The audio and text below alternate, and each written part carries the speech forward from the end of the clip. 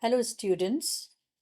Now we have discussed the uh, preamble as an important part, integral part of the Constitution, outlining the philosophy of the Constitution, and now we will take up certain features in detail, which are hallmark of our political system or independent India, like democracy, secularism, and socialism. In this session, we will focus on democracy as a salient feature of the Indian Constitution. The framers declared India as a democratic republic in the preamble, meaning that ultimate power lies with the people. We will begin by understanding the meaning and scope of democracy. Then we will study the importance of universal adult franchise, which gave every citizen above the age of 18 an equal right to vote without discrimination. This was a revolutionary step in 1950 when many older democracies had still not achieved full suffrage. We will also analyze the parliamentary system of government adopted from the Westminster model without using the term parliamentary anywhere in the Constitution, with the President as nominal head and the Prime Minister and the Council of Ministers holding real executive power.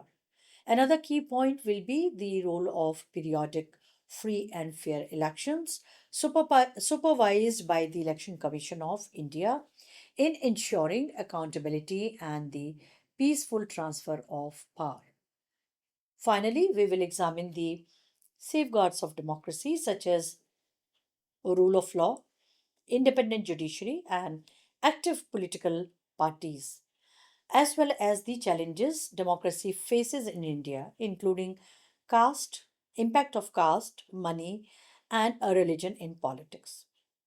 By the end of this lecture, you will see why democracy is not only a constitutional principle, but also the living spirit of the Indian polity, and how, with the passage of time, we are growing mature as a democracy, wherein we are not only an institutional democracy, but moving towards a substantive democracy.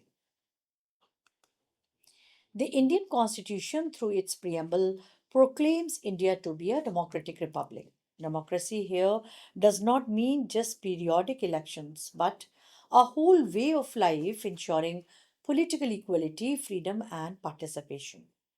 The framers of the Constitution believed democracy was essential to maintain the unity of India's diverse society. The values of democracy were deeply rooted in the freedom struggle, where leaders emphasized people's sovereignty and mass participation. In India, democracy has both political and social dimensions. Politically, it means that the people elect their representatives who form the government. Socially, it ensures equality and justice, protecting citizens against discrimination and inequality. Democracy in India is unique because it has survived despite poverty, illiteracy, and social divisions. Many nations that became independent around the same time fell into authoritarianism, but India sustained democratic governance. Thus, democracy is not only a legal framework but also a national commitment. It ensures that India's government derives its authority from the consent of the people and remain accountable to them. The word democracy comes from the Greek word demos, that means people, and kratos, that means rule, whereby literally it means rule by the people. In the Indian context, democracy signifies that sovereignty rests with the people. It is the people who elect representatives, who in turn govern the country on their behalf. This representative democracy is suited to India's vast size and population. The essence of democracy is found in Abraham Lincoln's definition that democracy is the government of the people, by the people, for the people. The Indian Constitution embodies this by providing universal adult franchise and a parliamentary system where the executive is accountable to the legislature. Democracy also means more than voting. It implies a rule of law, protection of rights, and the opportunity for all citizens to participate in public life. Article 326 and 79 to 122 of the Constitution provide the framework for elections, parliament, and representation, thereby ensuring the existence and smooth operation of democratic institutions. Democracy in India, thus, is both a method of government and a set of values: equality, participation, accountability, and protection of freedom. One of the boldest feature of Indian democracy is universal adult franchise. Article 326 of the Constitution provides that every citizen above the age of 18 has the right to vote, irrespective of caste, religion, gender, education, or wealth. This was a remarkable achievement when India adopted universal franchise in 1950. Even advanced democracies like United States and United Kingdom had only gradually achieved such inclusiveness. India gave it to all citizens from the very beginning. Universal suffrage establishes political equality. Everyone has equal value, whether cast by a poor farmer or by a wealthy businessman. This ensures that power ultimately lies with the people. The decision was described by Granville Austin as a revolutionary act of faith because it trusted ordinary citizens to shape the nation's destiny despite widespread poverty and illiteracy and gave them a sense of belonging. Thus, universal adult franchise is not just a voting right, it is the soul of Indian democracy, ensuring every citizen's participation in governance through his or her vote. Given the India's size and population, direct democracy, where citizens decide everything themselves, is impractical. Hence, India adopted a representative democracy. In this system, citizens elect representatives at different levels: Lok Sabha, state assemblies, and local bodies who govern on their behalf. So, the authority of the people is delegated to the representatives to exercise political power. Through periodic elections, people can reward or remove their leaders, ensuring accountability. Representative democracy ensures that consent of the governed is the basis of all authority. It also allows diverse voice to be represented in decision making, reflecting India's pluralism. The framers believed that representative democracy was best suited to India's conditions. It combined political equality with practical governance while maintaining each section or each individual's identity. Thus, representative democracy ensures both participation and stability, making it a cornerstone of the Indian Constitution. The Constitution of India adopted the parliamentary system from the British Westminster model. In this system, the president is the constitutional head, while the prime minister and council of ministers exercise real executive power. The council of ministers is collectively responsible to the Lok Sabha, ensuring accountability of the executive to the elected representatives of the people. Parliament consists of two houses: the Lok Sabha, representing the people directly, and the Rajya Sabha, representing the states. Together, they debate policies, pass laws, and control the government through questions, motions, and budget approvals. The parliamentary system provides both stability and flexibility. It allows for peaceful change of government and encourages consensus building. Thus, the adoption of parliamentary system reflects the framers' belief that India's diversity required a system that promoted debate, compromise, and accountability.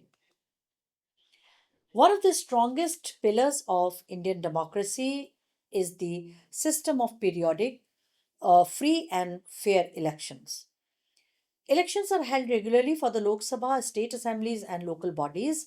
This ensures that power does not remain concentrated in the hands of a few but is subject to the will of the people. Perhaps this is one of the biggest victory of Indian democracy that starting with the first election, India had regular periodic elections after every 5 years. The framers of the constitution made elections the means through which people could exercise their sovereignty. By participating in elections, citizens not only choose their representatives but also hold government accountable. The Election Commission of India, established under Article 324, supervises the entire process. It ensures that elections are conducted impartially, free from government's interference. Over time, the Election Commission has introduced reforms like EVM, electronic voting machines, and voter identity cards, which have enhanced transparency. Examples from India's political history show how elections have upheld democracy. In 1977, after the emergency, the ruling party that ruled for more than 3 decades, almost 4 decades, was voted out of power, showing that the ballot box is stronger than authoritarian tendencies. Similarly, peaceful transfers of power in 1989, 1999, and 2014 reaffirmed the vitality of Indian democracy. Thus, periodic, free, and fair elections are not only a constitutional requirement, but the very heartbeat of democracy in India. The Constitution of India plays a central role in ensuring that democracy functions in practice. It is an independent constitutional body under Article 324, insulated from political pressures. The Commission supervises elections to Parliament, state legislatures, and the offices of the President and Vice President. It monitors political parties, candidates, and campaigns, ensuring compliance with the Model Code of Conduct. Its independence and credibility have been vital to India's democratic success. The Commission has the authority to cancel elections if malpractice is detected. In several instances, it has acted decisively to curb electoral fraud, rigging, and misuse of government authority. Over time, it has also introduced innovations, as discussed just now. EVM eliminated ballot tampering, while voters' identity card reduced bogus voting. Recent efforts like voter verifiable paper audit trail VVPAT further strengthens transparency. The Election Commission has been described as the watchdog of democracy. Its impartial conduct has earned global respect and has been studied as a model by other countries. Thus, by conducting free, fair, and regular elections, the Election Commission ensures that the will of the people remains supreme in India's democracy. The principle of the rule of law is a cornerstone of Indian democracy. It means that everyone from ordinary citizen to government officials is subject to the same law. No one is above the law, not even the Prime Minister or President. Article 14 of the Constitution enshrines the principle of equality before law and equal protection by the law. This provision, inspired by British jurisprudence in the former and American Constitution in the latter, ensures that citizens are protected from arbitrary action. Rule of law is essential for democracy because it prevents the misuse of power and it maintains equality of everyone, irrespective of caste, creed, sex, religion, status, place of birth, or wealth of an individual. Under colonial rule, Europeans often received preferential treatment, but the Constitution of Independent India made the law supreme over all individuals and institutions. The judiciary has played a vital role in upholding this principle. In cases like Indira Gandhi versus Raj Narayan in 1975, the courts demonstrated that even the highest office in the land could be held accountable. And Mrs. Gandhi, one of the most powerful prime ministers in Indian political history, had to abide by the verdict of the court and step down from the office. Thus, rule of law in India is not merely a legal doctrine, but a guarantee that democracy operates within a framework of fairness, equality, and justice. An independent judiciary is another safeguard of Indian democracy. The judiciary protects the constitution, enforces rights, and ensures that the legislature and executive do not exceed their powers. The Supreme Court is the guardian of the Constitution with the power of judicial review. It can strike down any law or executive action that violates fundamental rights or the basic structure of the Constitution. The judiciary ensures that citizens' freedoms are secure. Landmark judgments like Keshwanand Bharti of 1973 upheld the doctrine of the basic structure, ensuring that democracy itself cannot be undermined by constitutional amendments and that constitution cannot be subordinated to the free will of any ruler or any prime minister or any office bearer. The courts also play a crucial role in protecting elections. For example, in 1975, the Allahabad High Court judgment against Prime Minister Indira Gandhi reaffirmed the principle that no one is above the law. The judiciary's independence is guaranteed by secure tenure, fixed salaries, and freedom from executive interference. Thus, the independent judiciary acts as a bulwark of democracy, ensuring that rights are protected and governance remains accountable. Political parties are essential to the functioning of representative democracy. They are the links between citizen and the government. Without parties, democracy would be reduced to individual acting in isolation. In India, political parties organize public opinion, contest elections, and form governments. They provide voters with a choice of policies and leadership. The multi party system reflects India's diversity.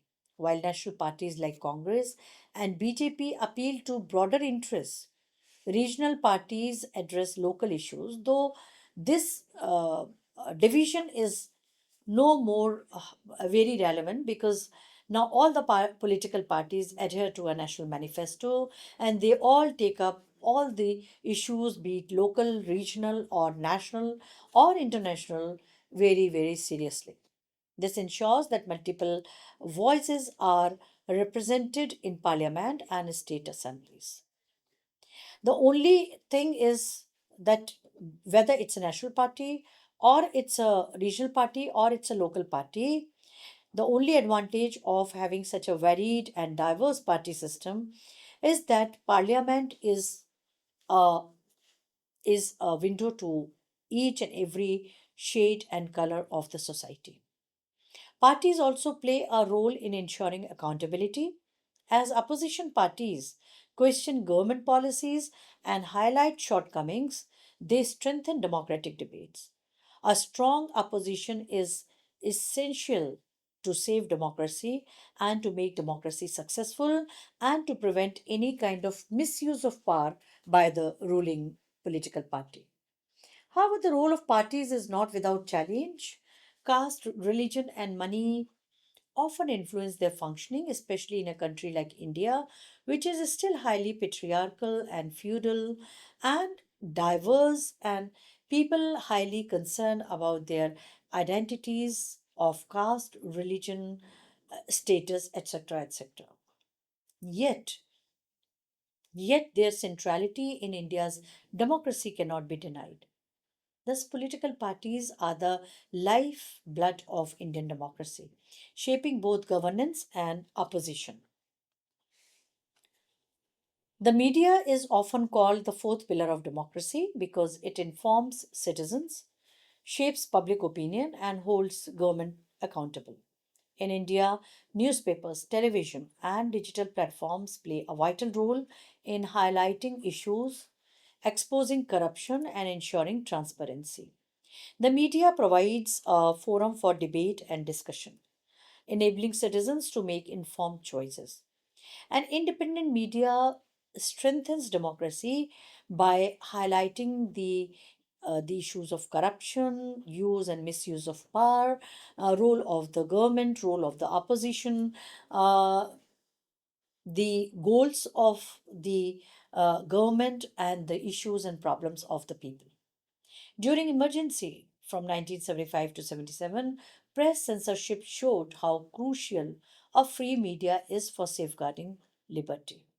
After the emergency, the revival of press freedom reaffirmed its importance. In recent times, social media has emerged as a powerful tool for mobilizing opinion. While it enables greater participation, it also raises concerns about misinformation and polarization. Media has a very important role to play as they shape public opinion, as they give information to the masses or to the society, and therefore, responsible media is very, very important for democracy. Despite these challenges, the media continues to act as a watchdog of democracy. By informing citizens and amplifying their voices, it reinforces the principle that power ultimately belongs to the people.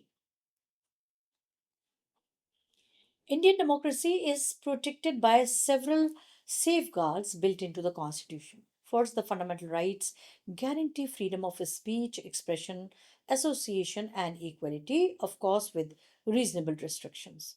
These rights empower citizens to question authority and participate fully in public life.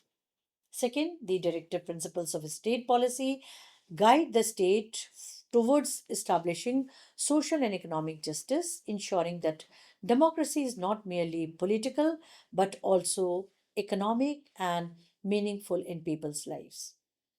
Third, the independence of constitutional bodies like Election Commission, Comptroller and Auditor General, and the Union Public Service Commission assures or ensures impartial oversight. These institutions maintain the integrity of elections, finances, and administration. Fourth, the federal structure decentralizes power, giving states autonomy while maintaining national unity. This prevents concentration of power in one authority.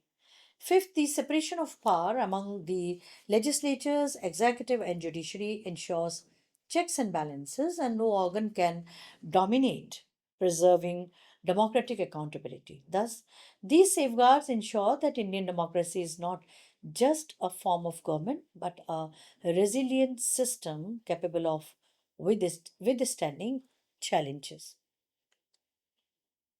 Indian democracy has shown remarkable strengths. Despite being a newly independent country in 1950, with widespread poverty and illiteracy, India established a functioning democracy that has endured for over 7 decades. While many in our neighbors failed to have a strong democratic institution, India was successful in having experimented with democracy. First, India has held regular elections at the central, state, and local levels, ensuring continuity of democratic processes. The peaceful transfer of power, such as in 1977 after the emergency, demonstrates resilience. One of the most powerful prime ministers, Mrs. Gandhi, had to resign, accepting the mandate of the court. Second, a vibrant civil society and free press have strengthened democratic participation.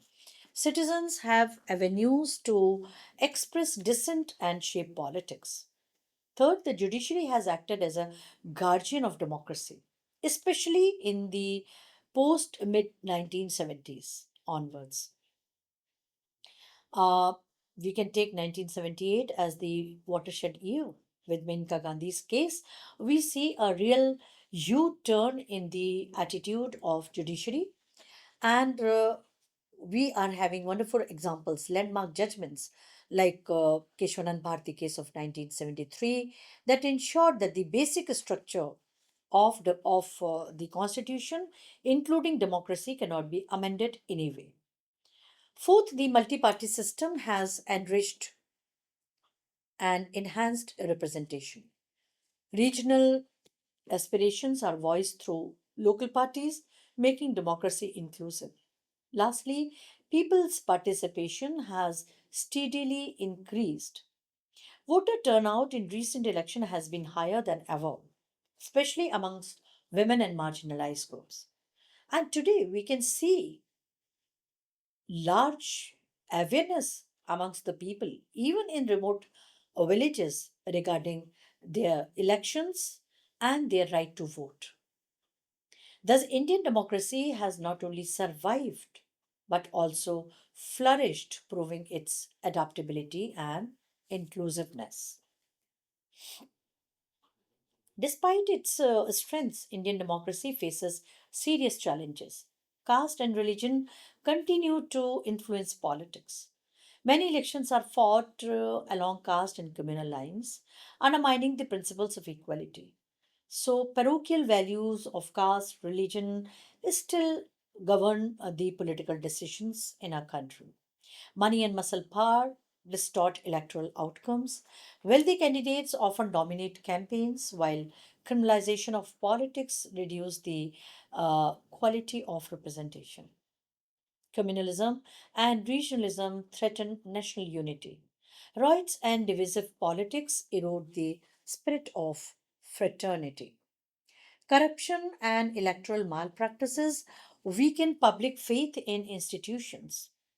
The misuse of state machinery during elections sometimes raises doubts about fairness and true democracy, whether we have true democracy or not.